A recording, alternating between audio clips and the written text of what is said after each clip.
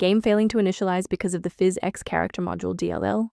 I'm Sophie Chen, a Windows System Specialist. Let's sync your multimedia environment and get you back to gaming. Before starting the manual troubleshooting for PhysX Character Module, you can access a utility to help standardize your system references.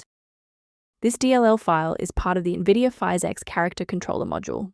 It provides the physics logic needed to manage character collisions, movement, and interaction with the environment in complex 3D game worlds on PC. Now let's apply the fix by reinstalling the shared system library. This error usually means a required graphics runtime file such as the PhysX Character Module DLL is missing. Use the official Microsoft DirectX end-user runtime installer to restore legacy DirectX libraries, followed by a GPU driver update if needed. When a standard reinstall doesn't cut it, we move to advanced diagnostic steps to ensure the system is properly configured. Performing a restart can determine if the error is just a transient environment glitch. A reboot refreshes your system's path variables and can sometimes re-establish a broken link to the PhysX Character Module file. Bookmark this video or click the like button now so that you have a shortcut back to this guide after your PC finishes restarting. Before you finalize your changes, I need to emphasize the importance of using trusted sources.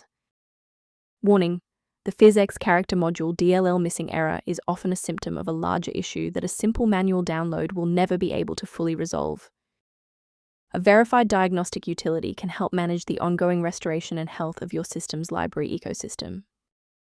If you're managing system alerts or background maintenance tasks, the resource below offers general guidance related to the PhysX Character Module.